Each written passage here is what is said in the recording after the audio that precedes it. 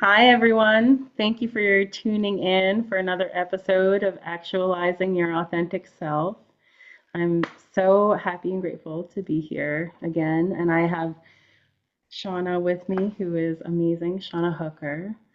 Shauna, would you like to share a little bit about yourself?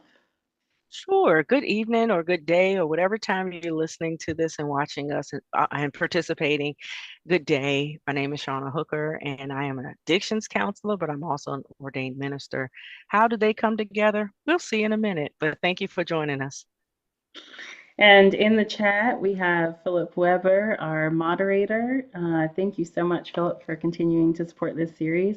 Philip says, "Welcome, Shauna." Good to see you, Philip. Um, And yeah, so I'm going to breathe us into this space and just so go ahead and settle in to the position that feels comfortable for you right now. And gently bring your attention to following your breath. Follow as it moves in and out on its natural rhythm.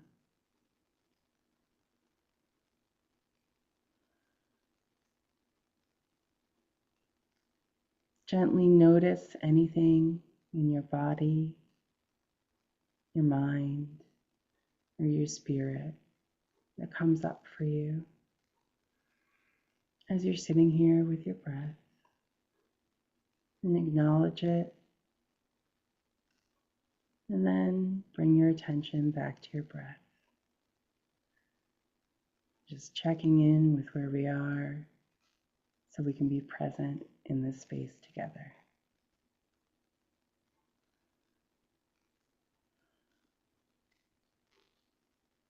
And as you're ready,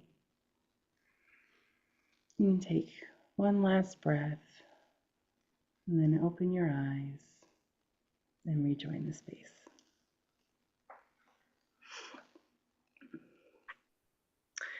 Philip has shared a link about Shauna where you can find out more about her and connect with her. And you can also find out more in the event description. Um, and tonight, we're going to be chatting about some questions that we've agreed to discuss tonight. And please feel welcome to share questions and comments. We love to see them. And then Shauna will be sharing a practice with us and closing the space. So, our first question tonight is, when is it appropriate to lean on coping strategies? Mm. Thank you for the question. Mhm. So, we want to discuss what are coping strategies. Coping, to have to cope means that we're experiencing something, and there are times where our coping strategies can help us through a process, or with that, as we were just speaking about, kind of sitting in a place that may be uncomfortable. Coping also could be not just the negative experiences that we perceive that we have, but also positive. So examples could be we get a new job and I need something to help me cope. That's Mhm. a positive experience. And so I want to be able to cope with the changes, with the excitement. Um, Dietary, I don't know why I thought about lunch, but we want to be able to have something that can help us to manage it. That's the coping piece to keep us in a place of an appropriate kind of response. When is it healthy? Um, we talk about things that we perceive already. And so it's my perception of whether something is healthy or not. We know that society has their own opinions about whether something is healthy. And I would love to go to what I was sharing today about going to Dunkin' Donuts. I hate to kind of throw people out there and they're not being a paid sponsor yet. All right. But today, one of my coping strategies was um, paying for coffee. I normally make my own.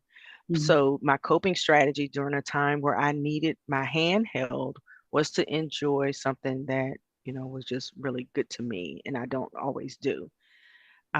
In that, is it the real good question, is that impacting how I function as an individual, as an adult, as a 48-year-old. Y'all know I always throw my age out there. I don't mind sharing it.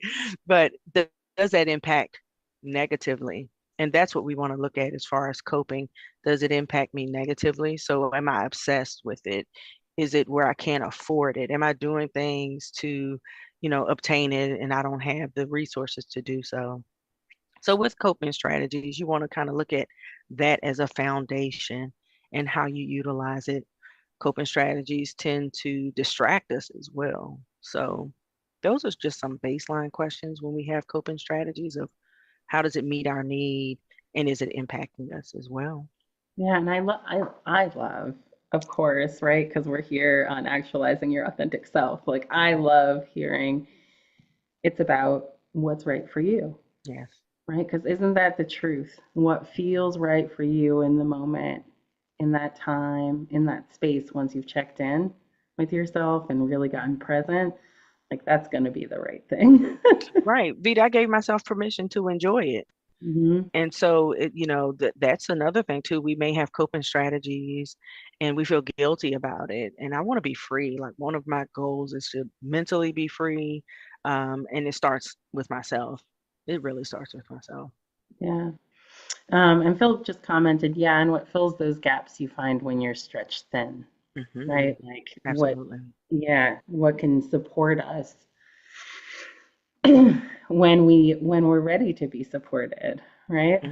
Oh, big You one. wanna do you want to share what we were touching on earlier? Absolutely. So, and feel free to ask questions. Earlier, I was in a space.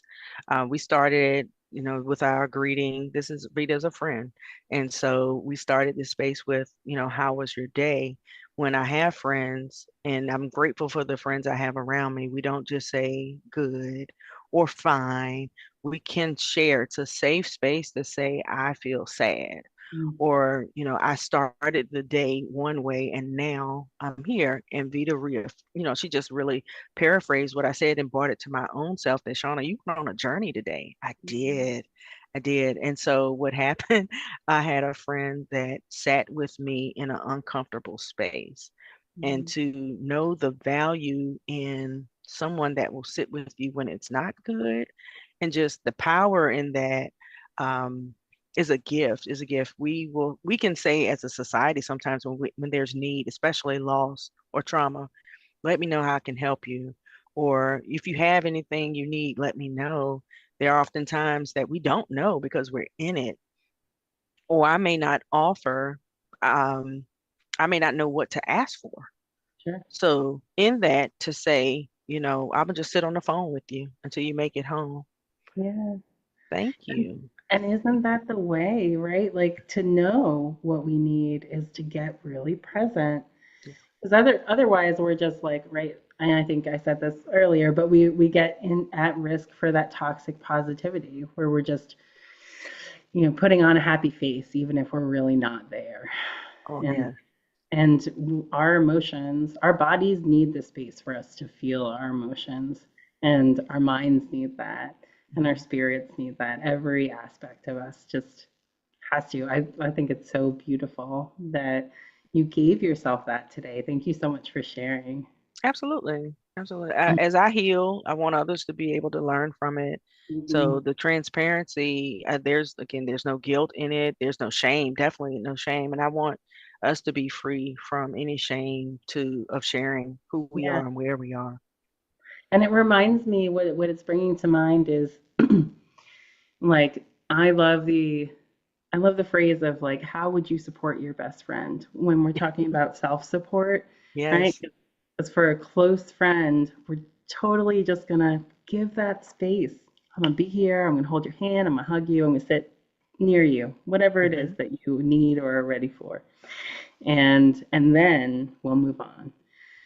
And giving yourself that same space is just such a supportive growth, which is what a coping mechanism or coping strategy can really be when we're ready for it, when we're Hmm. ready to move in.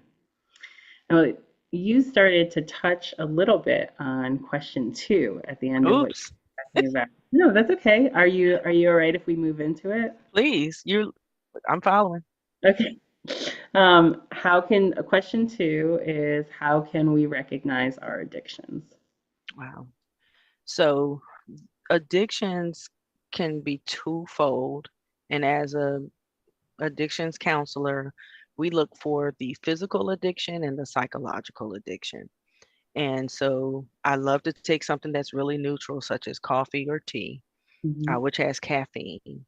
And so the negative piece could be where I will use me, not I.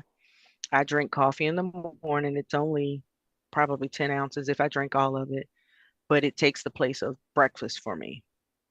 And so the psychological piece is that it's a part of my morning. It's part of my morning routine. I don't know. I'm still trying to figure that out. It's a part of me acknowledging that I'm ready for the day. Hmm. That is to figure out. We just did it together. And so then the physical piece that I learned a while ago, especially when I drunk a lot more, not only is it replacing nutrients or the lack thereof, but the caffeine was affecting. I have migraines. I can have migraines. I have a migraine history, let's say that, Hmm. and headaches. And so once we started logging it, it really reflected the history and the love life, the love hate life that caffeine had with my body and headaches. And so that's when we can look at how is it negatively impacting either physically or psychologically. Let's take it out of something else. I love to crochet. Crochet is one of my coping mechanisms. I'm anxious. I want something in my hands, the garden sometimes. If anger management, go pull some weeds if you're angry, right?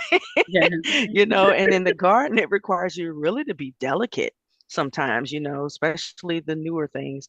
And so how is that impacting me? Maybe I'm neglecting something. This coping strategy may have me, or the addiction to crocheting or having really being solely on just this one thing might impact the rest of my life. And so that's where we want to look at, and that of others. Am I available? So now I'm a family person, so I'm not making myself available to family members because I'm isolating myself. So those are some of the things with addiction we want to look at. And of course, there are several ways if we want to scale back. Some people just want to not do as much anymore. It's not just abstinence or the 12 steps anymore. Maybe it's reduction is what it's called. I might want to reduce, or I'm on more than one type of addiction or substance. So I want to reduce. Maybe I'll um, stop doing the third thing, but I still am okay with smoking, or I'm still okay with, there's so many addictions and they're not just the substances anymore, how we classify them. But that's how I feel about addictions. Look at those two things, and is it harmful? Hmm. Yeah, to yourself and to others, right? I have to Absolutely. say, yeah, Hmm. yeah. And again, I like what I hear in all of that is what's right for you, what is impacting Absolutely. your life, what feels negative to you, and what looks negative when you make the space to step outside of it Sure. and really like observe what's happening, right? Is it giving you a negative physical impact? Is Right. it making you late for work? Is Hmm. it is it making you increasing your anxiety level? Are you putting people at risk Yeah. because of your use? But in this field, unfortunately, we have persons that are where they're responsible for others. So, your pilots, Hmm. or, those that drive buses and Hmm. mass transportation, it puts others at risk. So, we have to consider those things. Yeah. Yeah. And there are so many moving parts to like being a I think about authentic self as authentic individual and how I show up for like, in terms of me, how I show up for the whole entity Yeah, that we create together. Like, because it's no matter your background or how you look at it, everything is just one organism, right? absolutely. Hmm. And and like and so it's that impact on this self and and the impact on the larger self that yeah, yeah. I see your wheels are still turning.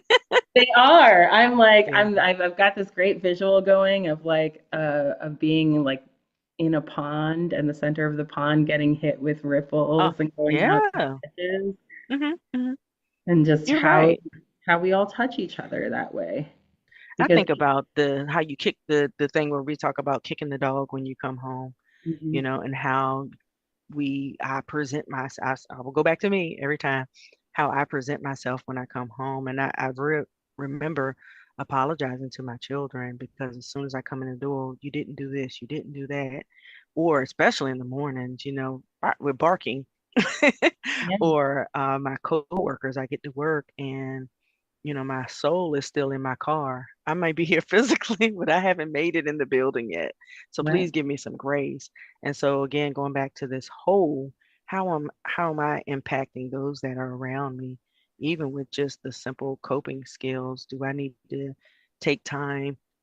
In my workday, I have a lot of meetings back to back, but I've asked my staff to do 15-minute breaks in between meetings because we need that time. We need to Hmm. decompress. We need to stand up, all of the things that we're neglecting our body. So again, when we come to something about an authentic self, I might not be presenting my real self. I'm showing up with a smile, but I'm really tired, or give me grace. And how do I ask others for help? That might be a question number 8 that we have in another show.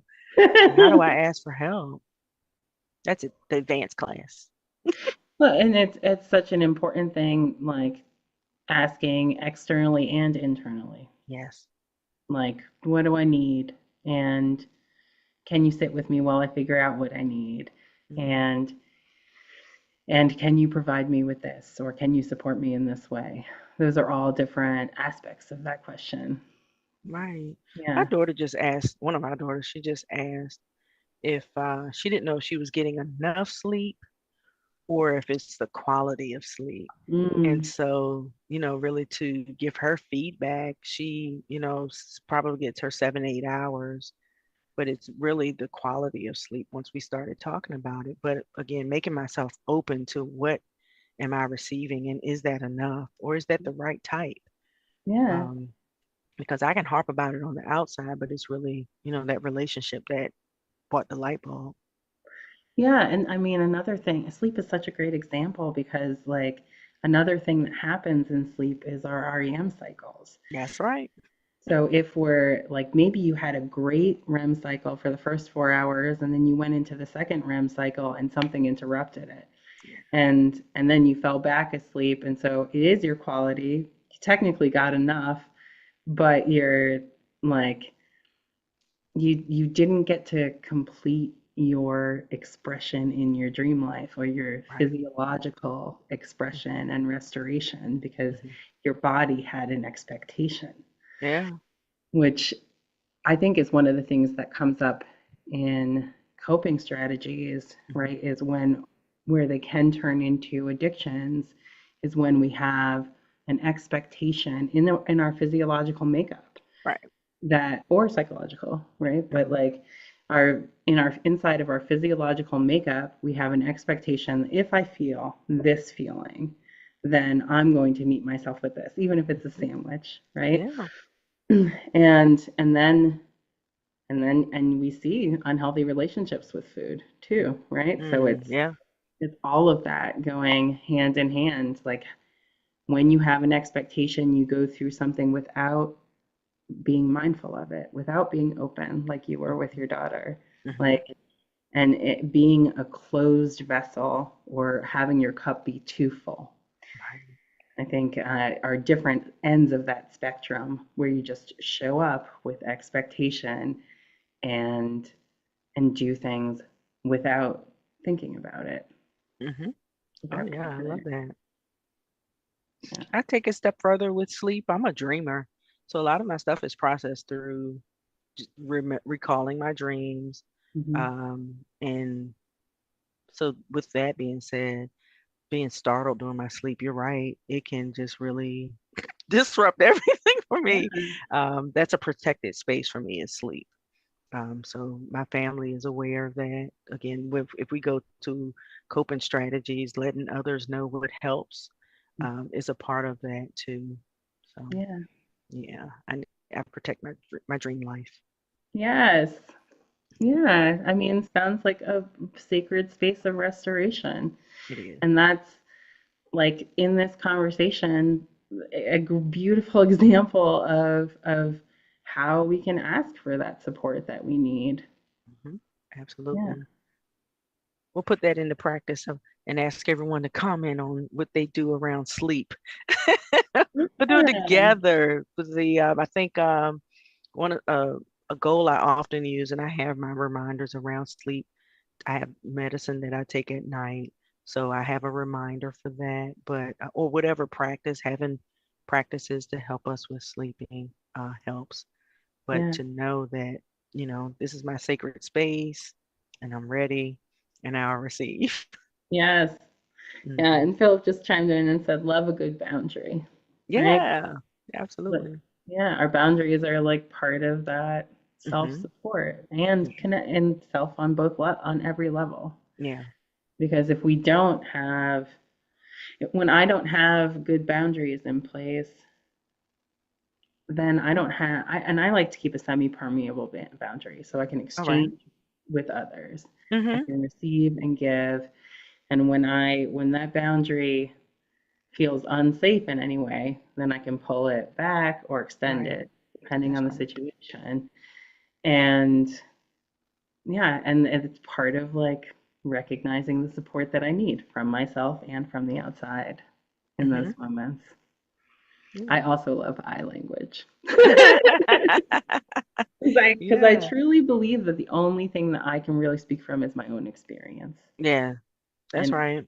And yeah, that's valid. Yeah, yeah, that's my story. So, yeah, hmm. exactly. So we'll move on to the third question, Okay. which is how can we know when to push against our growth edge and when to rest? Personally, I'm driven. I've always been. What I've had to do within that, this is the testimony, is to look at why I'm driven. And is this the people pleasing? Is it, again, I told you earlier, I'm the youngest. So that's that baby thing. Look at me, look at me. Or am I competing with myself? And so in that, and what we were talking about when it comes to addictions, what is the deficit that I'm trying to fill? And so my call to action is for us to look at why are we doing what we're doing, Mm-hmm. and just to be that authentic self to say this is why you're doing it. Quiet ourselves and listen to why we're doing something. Is it Yeah. for achievement? Is it to know and learn? Because that can give us power as well. We've talked about shame and guilt. It may not even be those things, but we've taken time to really own why we do what we do. I have learned from experience when I don't proactively rest. Um, I can, I think I have 25 hours in a day. I don't. So it's just that really, again, having a bedtime. If it wasn't done in this day, then and it's not that it'll get done tomorrow. It will get done when it's supposed to be done. Yeah. And starting with myself on boundaries, as you mentioned, really just what am I expecting of myself? And then I like to have a plan. So I just saw a list of goals that I have for 2023, and I'm still on some of those, and I'm okay with it. Mm-hmm. We have, oh, it's a new year, new new me, new year. No, old Shauna. Old Shauna's working just fine. We're Yeah. going to continue to work on those. I've put a restriction on myself that after, the current level of schooling I'm in for my doctorate, I'm done. I'm Mm. good. I've learned, just telling my daughter at this age, I've only lived half my life. I plan to be over 100.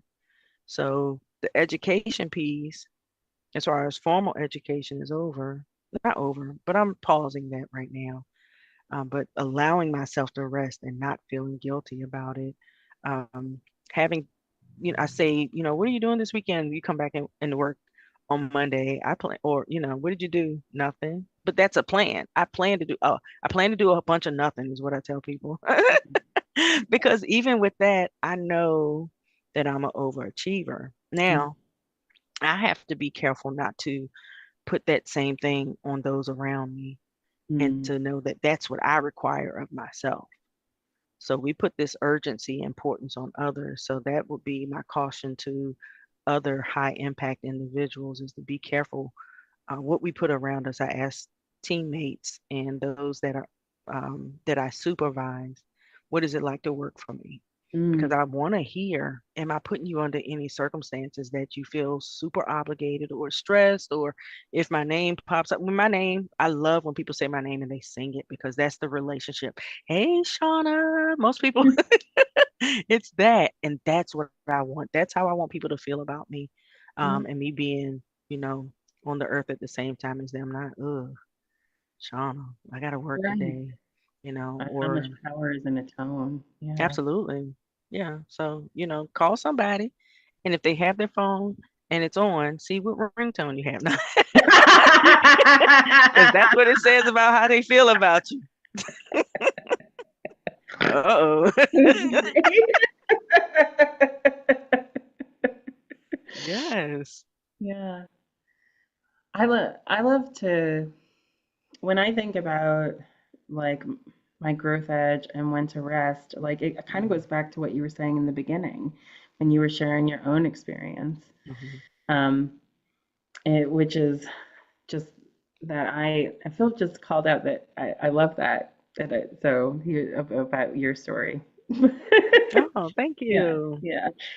But when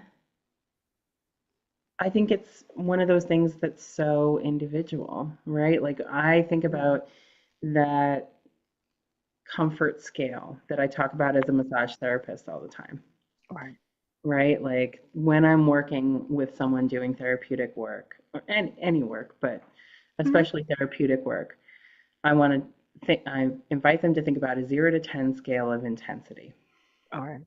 And that therapeutic range is tends to be between a 4 and a 6, where we've got discomfort, but it's not unbearable, right? It's something when I can show up for my discomfort, then I'm in my growth edge.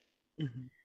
And when I can be with it, then I know that something beautiful is about to happen. Right. And when I need a break, then I allow that Mhm. because it's valid and it's okay to take the space that you need before you feel it. Yeah, I've learned that from example. Like that, my body will tell me, it it'll force me, and I don't want to be where it forces me to rest. Yeah. Um, because I'll still be doing the army crawl to try to no go, Yeah. pencil it in. I was used to have days planned off of kind of R&R once a quarter. Sometimes we know that with gardening and planting, there's may not be a schedule. You stick your finger in the dirt and you see if it's wet or not. And sometimes we have to do that for ourselves.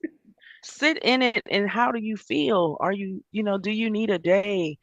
Take some time, take an hour, leave an hour early, show up early. So then it's not just thing to thing to thing, but you have, come home and sit in the car for a little bit, listen to your favorite song, but do Mhm. what you have to do to, invite rest in, and Yeah. not let it force itself in, because it's Right. going to force itself in. So I want to be proactive and having a good relationship with it.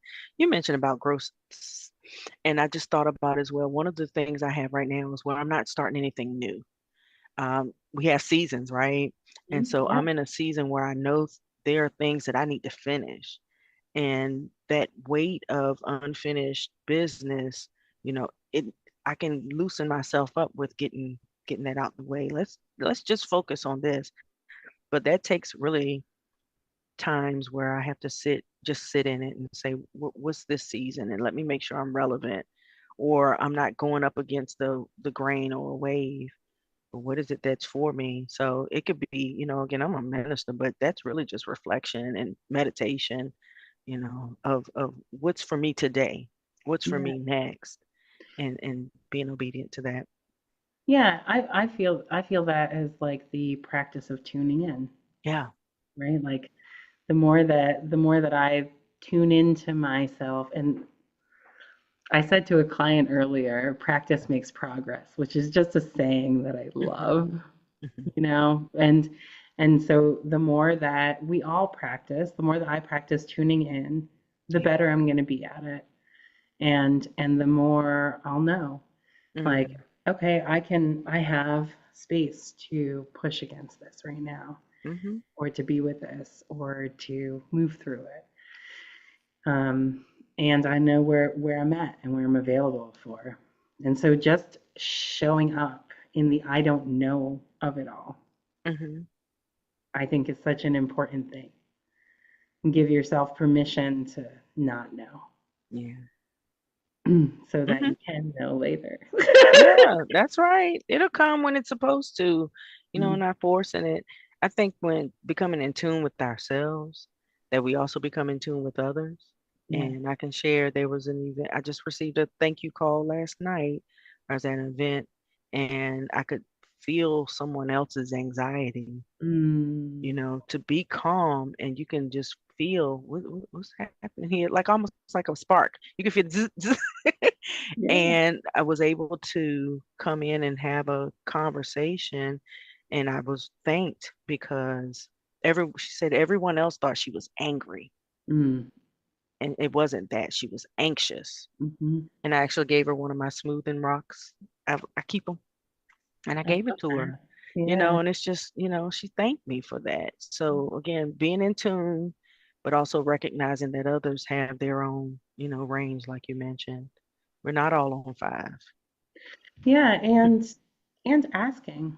I think Yes. like I find asking to be so important just because I don't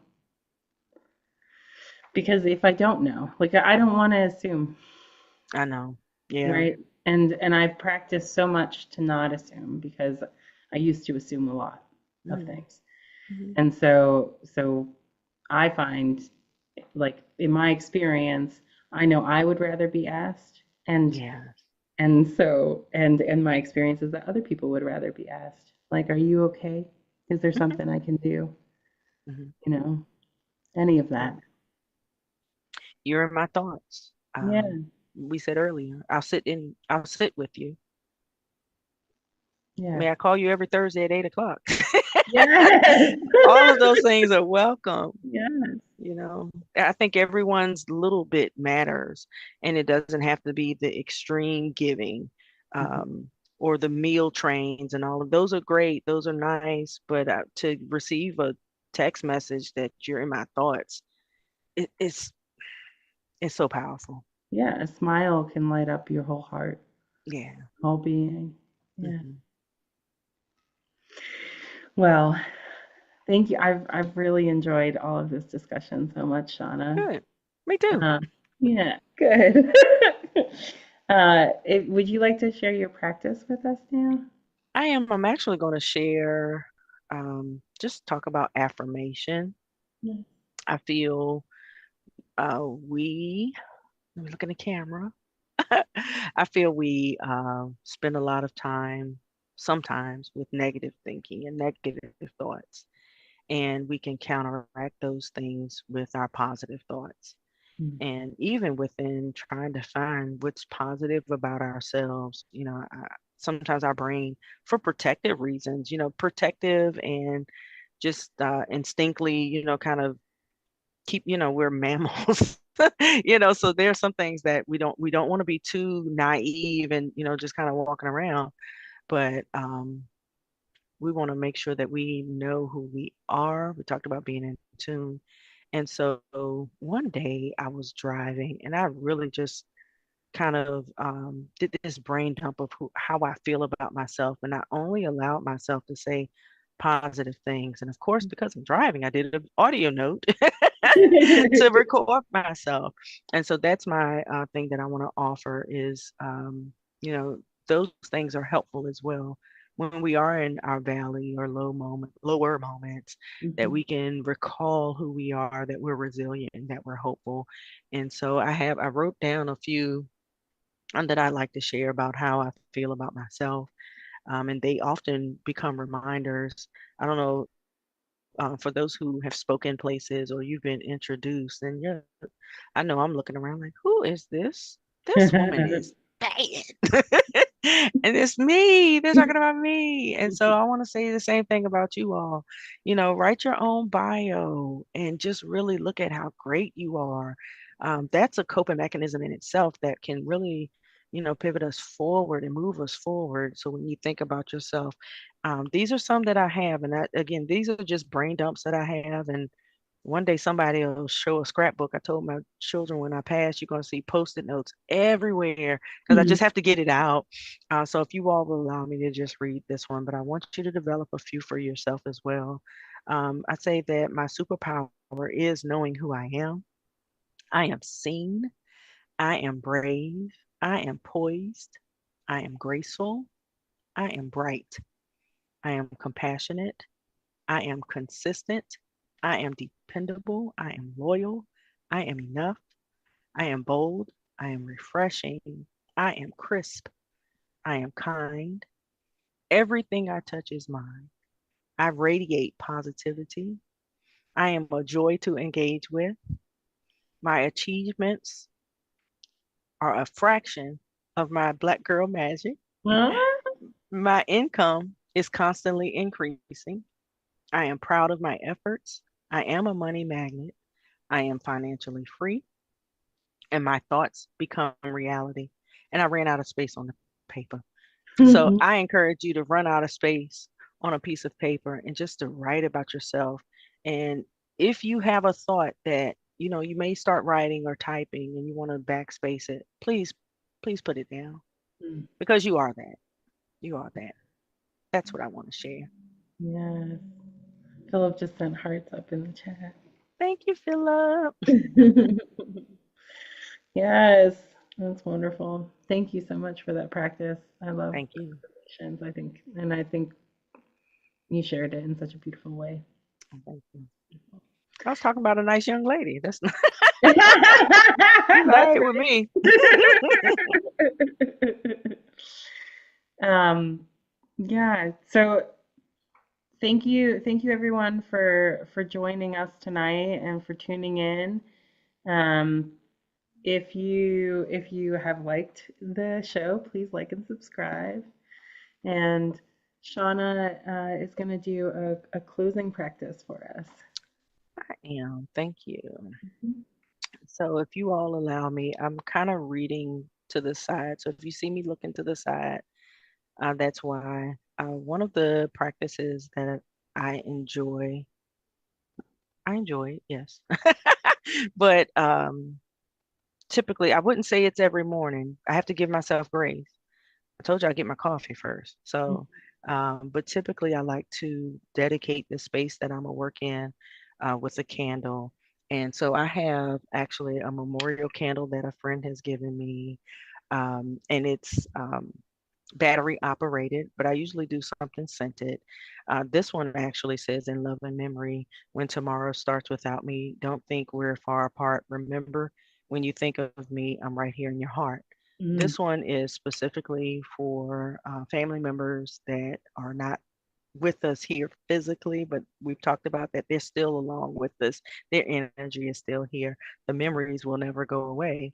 And so I've participated in candlelight vigils before where we just really put someone or something within our heart, and then we light the candle and we just take a moment to rest with that memory, mm, rest with that hope, rest with that remembrance and solidarity. And then when it's ignited, so if you light a candle or if you blow it out, that you're giving thanks after that is done. So I'll try, well, the whole candle is gonna light up you all. So it's lit now. And I just want to say thank you for gathering here tonight. And we're coming together in this space as a community too. And I want to pause so that you can put that in your space right now of what your purpose is. Do you want to honor someone? Do you want to remember? You want to kind of call someone forward in your thoughts that may need some support. This is a time for reflection and unity and hope, and we will hold this space with kindness, respect, and love. Okay. So, again, let's just take a moment of silence.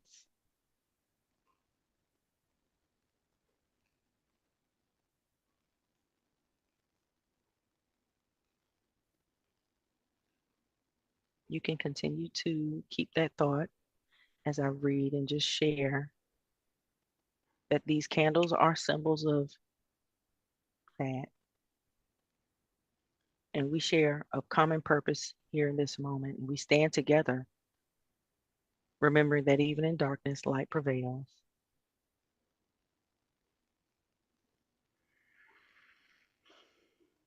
And let us continue to carry this light of these candles in our heart and continue to support each other and honor each other. And at this time, I'm going to extinguish the candle and we will all give thanks.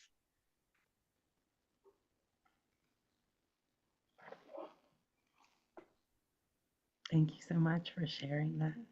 You're welcome.